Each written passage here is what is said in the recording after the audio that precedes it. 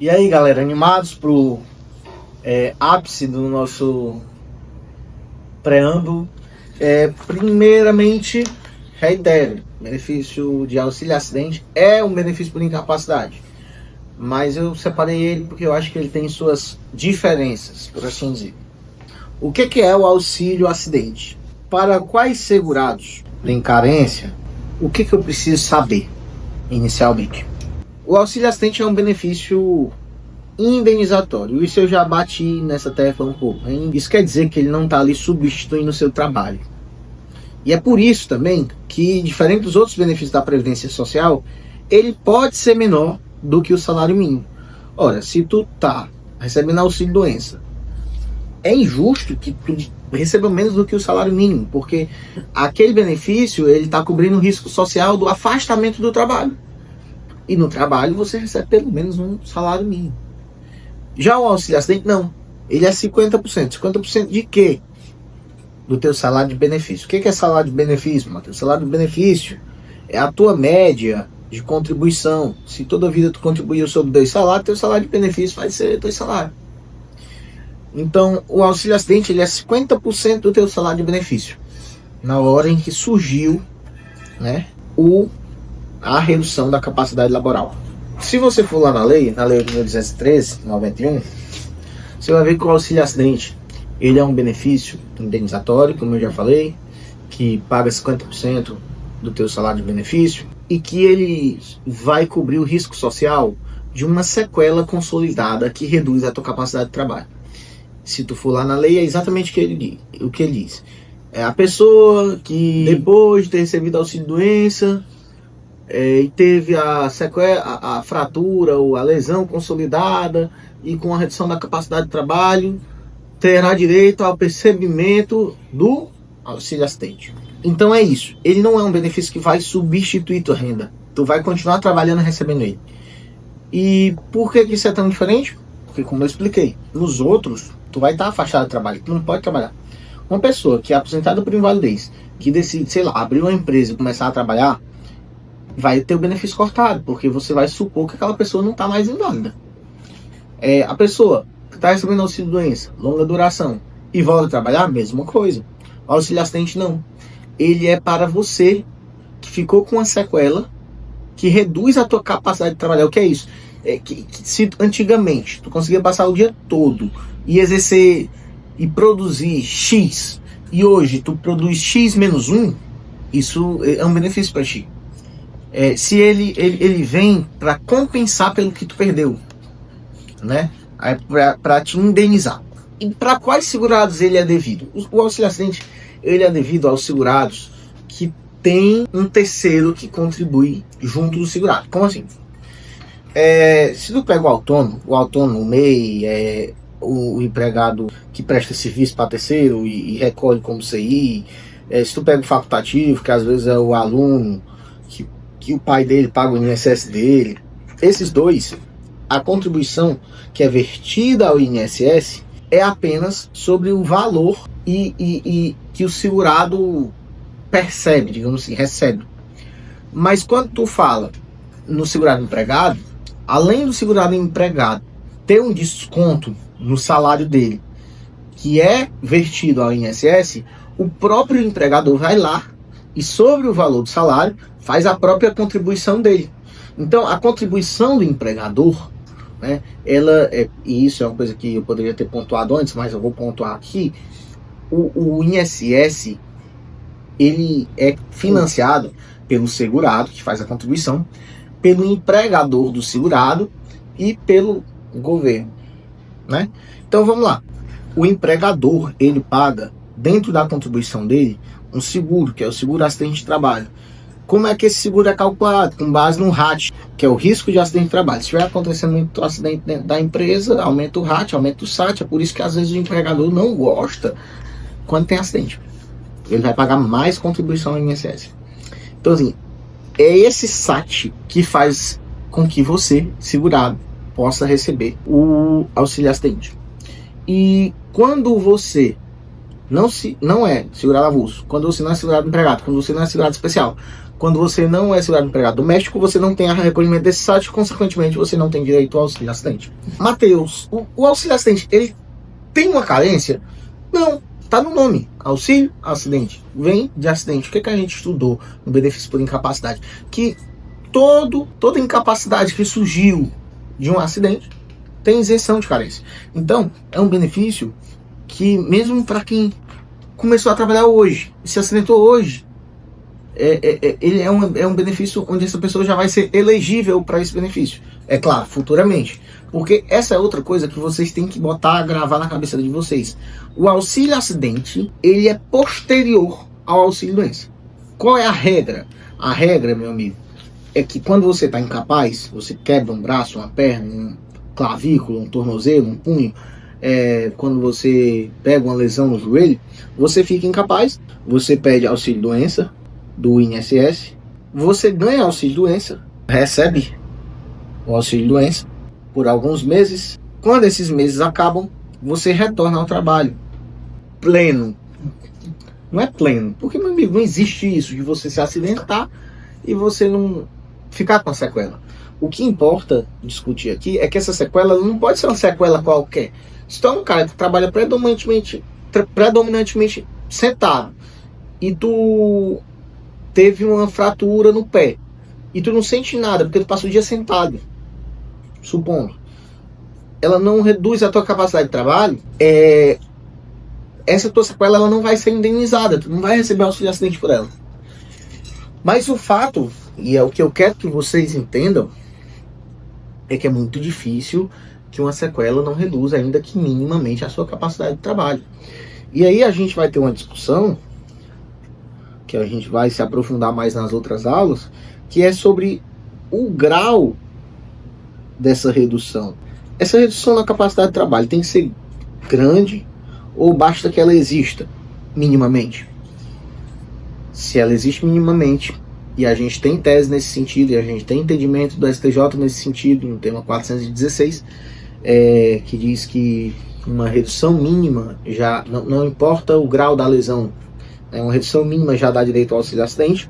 Você vai ver que dificilmente esse benefício não vai se originar a partir de um auxílio doença qualquer que tenha decorrido de acidente. Então, se ele vai surgir quase sempre, esse cliente potencial ele existe em massa. E é aqui uma coisa que eu quero chamar a atenção de vocês. O auxílio acidente ele existe desde 1960. Da forma como a gente está trabalhando hoje, desde 1991, porque teve a Lei 8.213 que modificou algumas coisas. Então vamos olhar só de 91 para cá. A gente tem 34 anos de acidente. De pessoas que se acidentaram, de pessoas que receberam auxílio doença, de pessoas que têm sequela ainda que mínima, que poderiam e deveriam estar recebendo esse benefício. E mais interessante, desde quando elas deveriam estar recebendo esse benefício? Desde o dia que o auxílio doença acabou. Então, se tu teve um auxílio doença em 2005, esse auxílio doença lá, quando cessou, já era para ter começado a pagar o auxílio acidente. Se tu quiser cobrar ele hoje na justiça, tu pode. Obviamente, tu não vai ganhar todo esse período, desde 2005, porque existe uma coisa chamada prescrição quinquenal, que afeta as parcelas que não foram cobradas a tempo, né? No direito, o direito tem um ditado que diz: o direito não socorre os que dormem. Então, se você demorou, se você dormiu num ponto, você não tem como cobrar tudo aquilo. Você só consegue cobrar os últimos 5 anos a partir da data de entrada da ação. Se você entra com a ação hoje, a gente está aqui 15 de agosto. 15 de agosto de 2025, você receberia as parcelas em atraso desde o dia 15 de agosto de 2020. 2020, 21, 22, 23, 24, 25. 5 anos. Então é isso.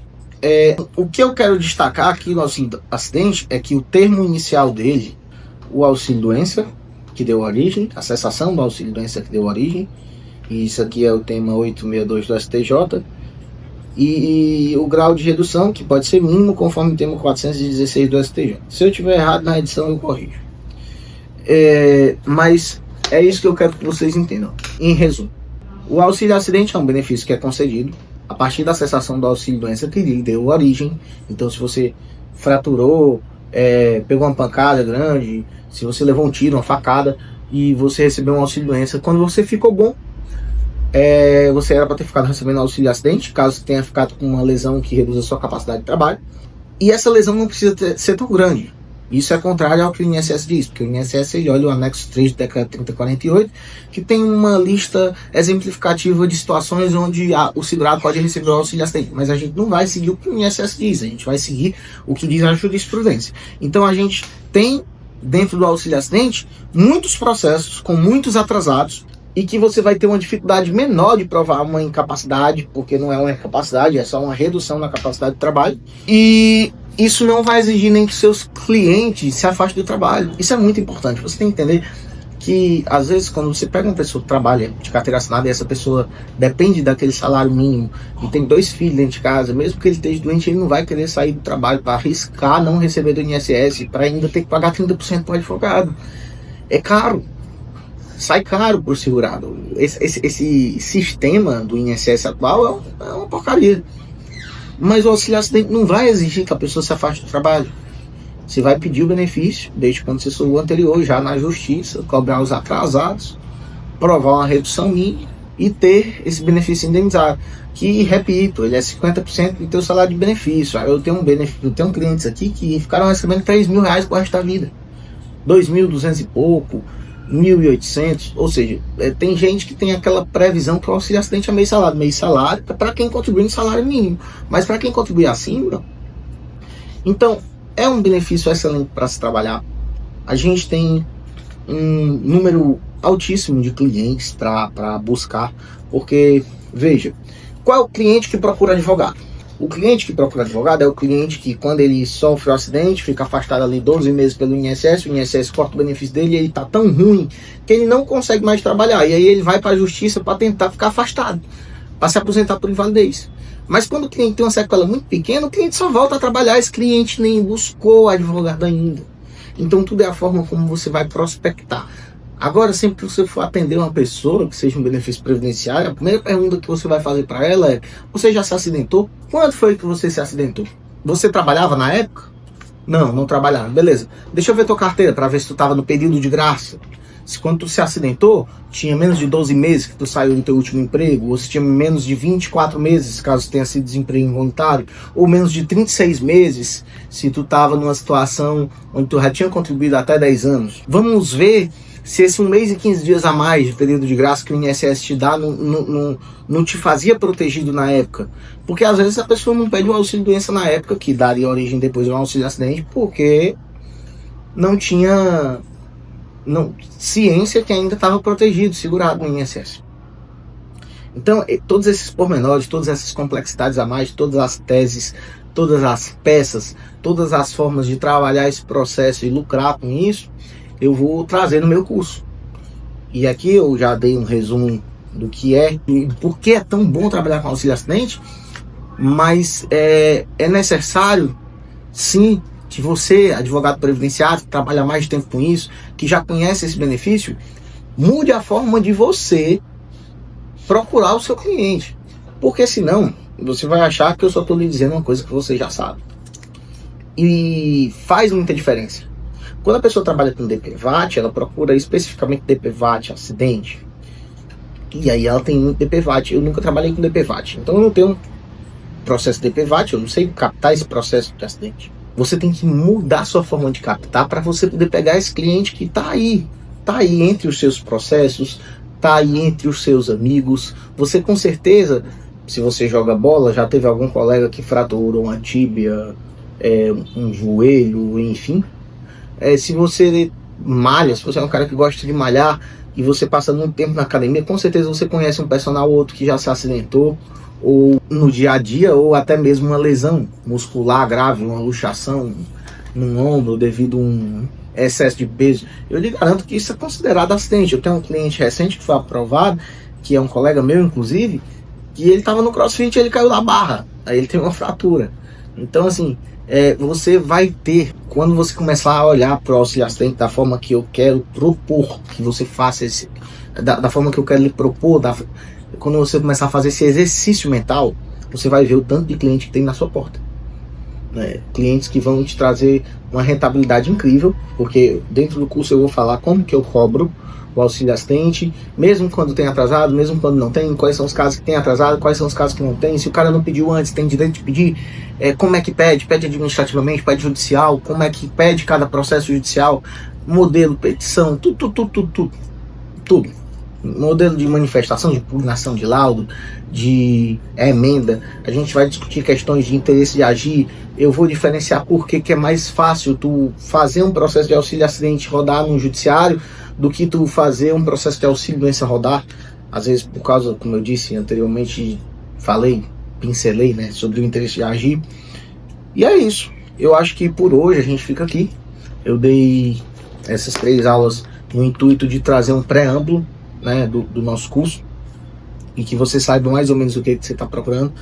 Eu lhe digo, entre seus processos trabalhistas, se você é advogado trabalhista, entre seus processos de DPVAT, se você trabalhou alguma vez com isso, ou conhece algum despachante que trabalhava, entre seus próprios processos previdenciários, você vai achar muita gente que tem direito a esse benefício. Trabalha com aposentadoria, baixa os CNIs dos teus clientes, vai lá ver se algum deles recebeu auxílio doença, vai lá ver se algum deles tem direito a esse benefício. Eu comecei a perceber que dentro dos meus próprios processos eu tinha processos. E é isso, esse é o processo mais barato, é o processo que já está em casa, que você não vai ter que gastar para prospectar, seja no online ou numa zona rural que você vai atender, como eu faço muitas vezes, né? E não, quando você não entende do processo do auxílio acidente, o que é que isso pode custar para o seu cliente? E isso pode custar muita coisa, porque às vezes é tudo que ele tem, esse mês salário que ele vai ficar recebendo, ou esse a mais, né? Isso pode realmente mudar a vida de uma pessoa. E depois que você entra com um processo desse na justiça e você faz uma má instrução do processo, que você faz uma má instrução no processo, você deixa de fazer a documentação médica adequada, hábil a demonstrar que existe uma redução. Às vezes, quando o advogado vai com muita sede ao pote, para tudo ele quer aposentar, tudo ele quer receber auxílio doença, ele acaba dando um tiro no pé do cliente e fazendo com que ele perca, né, esse benefício incrível que é o auxílio acidente. Então, assim, você tem que ter essa responsabilidade com o seu cliente, porque às vezes, como diz o ditado, é melhor um na mão do que 2 voando. E auxílio doença não devia ser tão buscado. Não é todo mundo que tem uma incapacidade, sabe? Tem muito advogado que atua no bamba, como eu estava conversando aqui com uma colega minha há pouco tempo. E às vezes acaba ganhando auxílio acidente e está satisfeito, mas às vezes perdeu os atrasados do cliente, porque não soube pedir, porque fez um acordo com o INSS, aí não tem mais volta. A gente já estava acabando de falar disso, né? Então, eu estou colocando essa observaçãozinha aqui no final dessas 3 aulas para chamar sua atenção sobre o quanto você pode estar prejudicando seu cliente por não entender desse benefício. Você pode estar fazendo o pedido errado, você pode estar fazendo as provas da forma equivocada e você pode acabar fazendo um trânsito em julgado ou um acordo inadequado, perder dinheiro seu e do cliente, né? Você acabou de concluir a 3ª aula gratuita. Foram muitos conteúdos de valor. E deixa eu te dizer, isso é só o começo. Contudo, a partir de agora, vai ser apenas para alunos. Vai lá, se inscreve no meu curso e vamos aprender a mudar a sua advocacia.